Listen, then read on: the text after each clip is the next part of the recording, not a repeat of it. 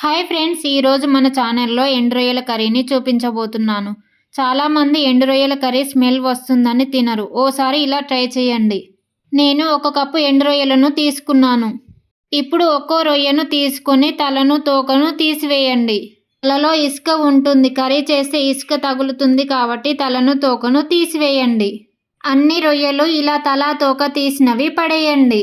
ఇప్పుడు రొయ్యలను పక్కన పెట్టి 2-3 పచ్చిమిర్చీలు, 2 పెద్ద సైజు ఉల్లిపాయలు వీలైనంత సన్నగా కట్ చేసుకొని తీసుకోండి. కొత్తిమీర కట్ చేసి పక్కన పెట్టుకున్నాను. ఇప్పుడు ఒక బౌల్లోనికి కొంచెం చింతపండు వేసుకొని వాటర్ పోసుకొని 2-3 సార్లు కడిగి వాటర్ పోసుకొని నానబెట్టండి. ఇప్పుడు గ్యాస్ ఆన్ చేసుకొని కడాయి పెట్టి కడాయి వేడెక్కాక ఎండు రొయ్యలు వేసుకొని 2 మినిట్స్ ఇలా కలుపుతూ ఫ్రై చేసుకోవాలి.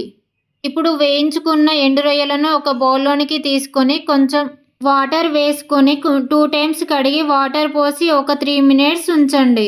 ఆ వాటర్ పోసి కడగడం వల్ల ఇందులో ఉన్న డస్ట్ పోతుంది. ఇప్పుడు గ్యాస్ ఆన్ చేసుకొని కడాయి పెట్టి కడాయి వేడెక్కాక 2 టేబుల్ స్పూన్ ఆయిల్ వేసుకోవాలి. ఆయిల్ వేడయ్యాక 1 స్పూన్ ఆవాలు, 1 స్పూన్ జీలకర్ర, పచ్చిమిర్చి, సన్నగా కట్ చేసి పెట్టుకున్న ఉల్లిపాయలను వేసుకొని ఒకసారి పూర్తిగా కలిసేలా కలుపుకొని మూత పెట్టి ఫ్రై చేసుకోవాలి.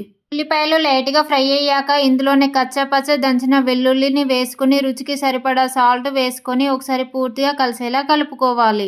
ఇప్పుడు ఇందులోనే ఎండు రొయ్యలను వేసుకొని ఒకసారి కలిపి మూత పెట్టి 2 మినిట్స్ ఫ్రై చేసుకోవాలి. 2 మినిట్స్ ఫ్రై అయ్యాక ఇందులోనే 1 స్పూన్ పసుపు, 1 స్పూన్ కారం, 1 స్పూన్ ధనియాల పొడి వేసుకొని ఒకసారి కలిపి మరో 2 మినిట్స్ ఫ్రై చేసుకోవాలి. ఇప్పుడు చింతపులుసును పోసుకొని ఒకసారి కలుపుకొని మూత పెట్టి ఉడికించుకోవాలి. పులుసు ఇలా కొంచెం లూజుగా ఉన్నప్పుడు 1/2 టీ స్పూన్ మెంతుల పొడి వేసుకొని చివరిగా కొంచెం కొత్తిమీర వేసుకొని 2 మినిట్స్ ఉడికించుకొని గ్యాస్ ఆఫ్ చేయండి. అంతే.